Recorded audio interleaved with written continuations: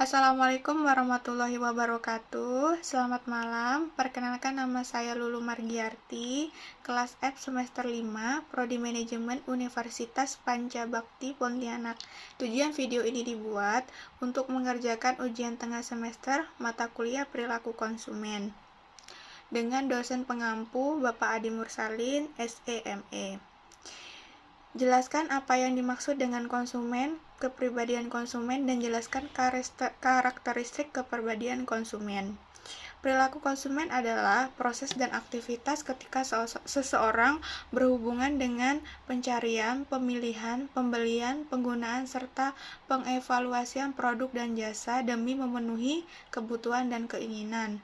Perilaku konsumen merupakan hal-hal yang mendasari konsumen untuk membuat keputusan pembelian suatu barang, berjual rendah, low inflation, proses pengambilan keputusan, dan juga mudah, sedangkan harga barang jual tinggi, high inflation, proses pengambilan keputusan dengan pertimbangan yang matang. Kepribadian konsumen adalah sifat dalam diri atau kejiwaan, yaitu kualitas sikap bawaan kemampuan mempengaruhi orang berperangi khusus membedakan satu individu dengan yang lainnya. Contohnya, kepribadian konsumen menurut teori von Sigmund mengemukakan suatu teori psikoanalitis kepribadian yang disebut psychoanalytic theory of personality. Teori tersebut dianggap sebagai landasan dari psikologi modern. Teori ini menyatakan bahwa keputusan yang tidak didasari unconscious atau dorongan dari dalam diri manusia, drive, seperti dorongan seks dan kebutuhan biologis, adalah inti dari motivasi dan kepribadian manusia. Menurut Freud, kepribadian manusia terdiri dari tiga unsur yang saling berinteraksi, yaitu ID, superego, dan ego.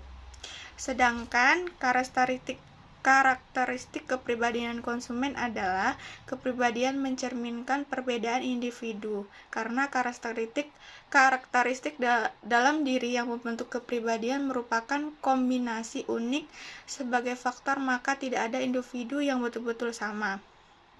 Kepribadian merupakan konsep yang berguna menggolongkan konsumen ke dalam berbagai kelompok yang berbeda atas dasar satu beberapa sifat. Kepribadian bersifat konsisten dan bertahan lama. Suatu kepribadian mudah mulai melihat sejak manusia berumur anak-anak.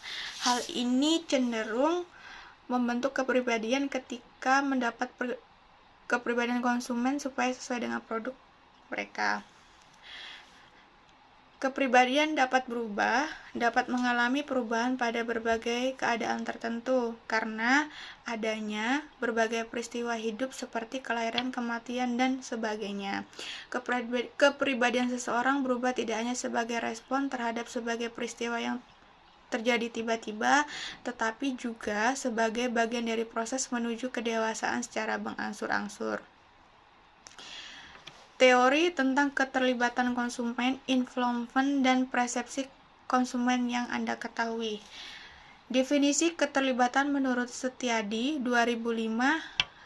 2005.2.115 adalah tingkat kepentingan pribadi yang dirasakan dan atau minat yang dibangkitkan oleh stimulus di dalam suatu spesifik, hingga jangkauan kehadirannya konsumen bertindak dengan sengaja untuk meminimumkan risiko dan memaksimalkan manfaat yang diperoleh dari pembelian dan pemakaian.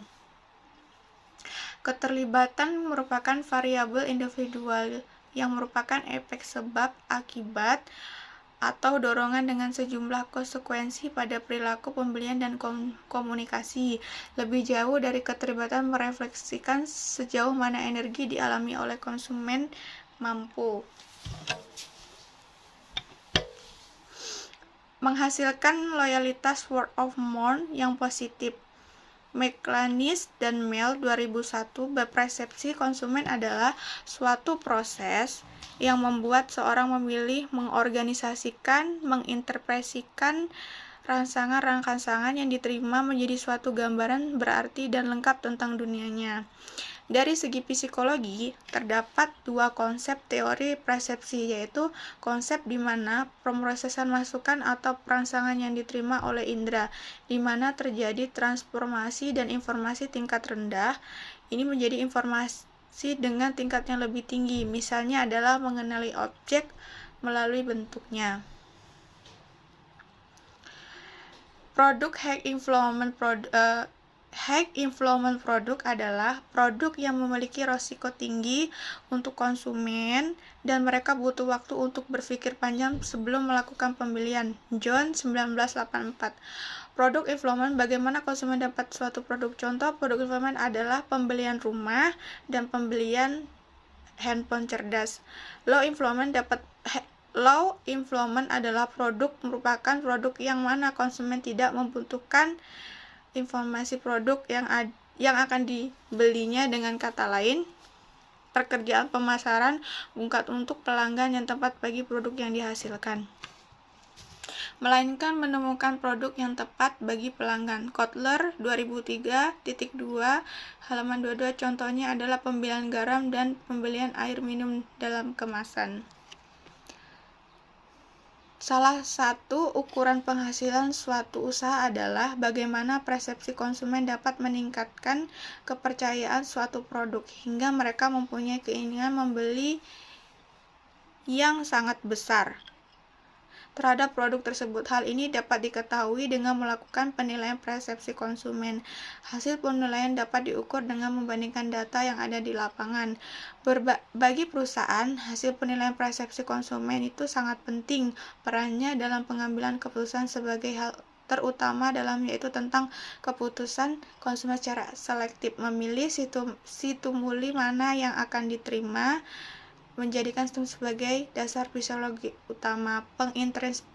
Penginterpretasian stimulus juga berbeda-beda pada masing-masing individu. Menurut Kotler dan Keller, gaya hidup adalah pola hidup seseorang di dunia yang mengekspresikan dalam aktivitas minat, opininya. Gaya hidup menunjukkan keseluruhan dari diri seorang dalam berinteraksi dengan lingkungannya. Sedangkan menurut Setiadi, gaya hidup adalah secara luas diidentifikasikan sebagai cara hidup yang diidentifikasikan oleh bagaimana menghabiskan waktu mereka, aktivitas apa yang dianggap penting di lingkungannya, misalnya seperti ketertarikan, dan apa yang mereka pikirkan tentang diri mereka sendiri dan juga sekitarnya, atau pendapat. Pengaruh gaya hidup dalam memenuhi suatu produk adalah gaya hidup berpengaruh pada pembelian, perubahan, kebiasaan, cita rasa, pembelian konsumen. Di samping itu, penelitian dilakukan oleh Prasetyo pada tahun 2009 menyatakan bahwa variabel gaya hidup memiliki hubungan yang positif dan memiliki pengaruh yang cukup kuat terhadap variabel keputusan pembelian.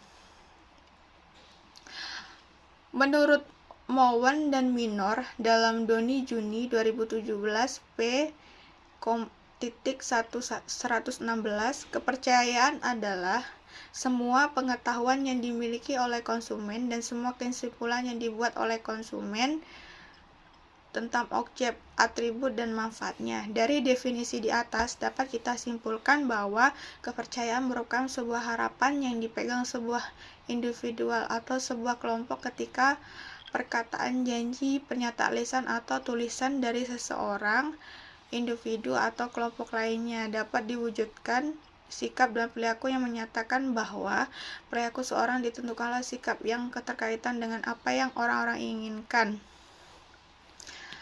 serta terdiri dari keyakinan tentang konsekuensi dari melakukan perilaku, aturan-aturan sosial terkait. Perilaku konsumen adalah studi yang mempelajari tentang tindakan seseorang terhadap sebuah produk, jasa, brand, atau perusahaan. Proses pengambilan keputusan untuk menghabiskan uang, waktu, tenaga seorang pelanggan juga menjadi bagian dari studi tersebut. Contohnya adalah seseorang membeli suatu produk yang sudah mulai dipercaya dengan sikap produk yang tepat dengan perilaku pengambilan keputusan konsumen. 3 iklan yang saya tonton pada saat di rumah, yaitu iklan sampo. Iklan sampo sebagai salah satu kebutuhan penunjang kebersihan dan kesehatan rambut. Dengan adanya brand merek yang sudah terpercaya hingga konsumen memutuskan untuk membeli produk tersebut.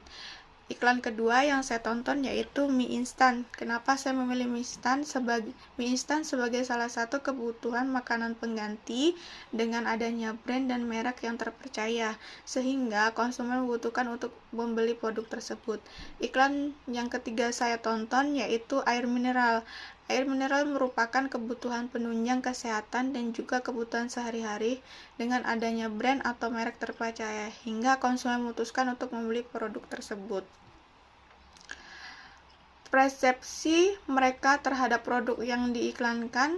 Untuk 3 orang yang saya minta untuk menonton produk tersebut adalah analisa yang saya dapat melalui 3 teman saya perihal persepsi mereka terhadap suatu produk yang diiklankan mereka bahwa yaitu produk sampo yang diiklankan tersebut telah memiliki brand merek yang terpercaya. Sikap mereka terhadap iklan produk tersebut positif karena mereka mempunyai niat untuk membeli produk sampo tersebut.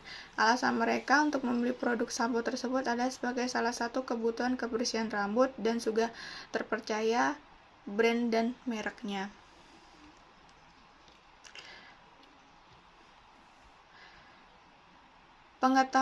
Yang dimaksud dengan pengetahuan konsumen adalah semua informasi yang dimiliki konsumen mengenai berbagai macam produk dan jasa, serta pengetahuan lainnya yang terkait dengan produk dan jasa tersebut, dan informasi berhubungan dengan fungsi sebagai konsumen. Jenis-jenis pengetahuan konsumen adalah ahli psikologi kognitif. Pengetahuan deklaratif adalah fakta subjektif yang diketahui oleh seorang. Tempe terbuat dari kedelai. Misalnya, tempe terbuat dari kedelai. Pengetahuan prosedur adalah pengetahuan yang mengenai bagaimana cara fakta-fakta itu digunakan. Misalnya dengan cara membuat tempe. Menurut Hegel, Blackwell, dan Minyard, terdiri dari 3 bagian, yaitu pengetahuan produk, pengetahuan pembelian, dan pengetahuan pemakaian.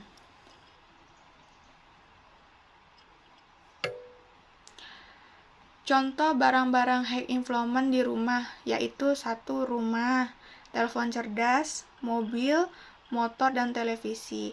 Menurut argumentasi saya, pembelian barang-barang high influence di rumah seperti telepon cerdas, mobil, motor, televisi merupakan salah satu produk yang dibutuhkan sebagai penunjang kebutuhan, walau memiliki risiko tinggi untuk saya dan untuk berpikir panjang sebelum melakukan pembelian, namun high influence sangat dibutuhkan. Menurut analisa saya, generasi Z adalah dalam membeli suatu produk, peluang yang akan saya ambil adalah saya akan menawarkan suatu produk yang memenuhi kebutuhan generasi Z tersebut, yang pastinya kami menawarkan produk dengan brand atau merek terpercaya dengan mengikuti gaya dan selera generasi Z tersebut dengan harga terjangkau namun memiliki kualitas bestseller. Contoh perubahan perilaku konsumen di masa pandemi. Konsumsi akan lebih berfokus pada produk-produk yang bernilai bagi kehidupannya. Konsumen akan cenderung menyampaikan ego atau hedonisme mereka. Produk-produk kebutuhan sanitasi seperti tisu, sabun, pencuci barang akan menjadi barang yang mulai disasar oleh konsumen, baik saat pasca krisis. Selain itu, produk kesehatan seperti makanan sehat, suplemen, minuman kaya gizi akan menjadi hal yang paling dicari konsumen. Baiklah, hanya itu yang bisa saya sampaikan. Kurang lebihnya saya mohon maaf. Wabillahi taufiq wal hidayah. Wassalamualaikum warahmatullahi wabarakatuh.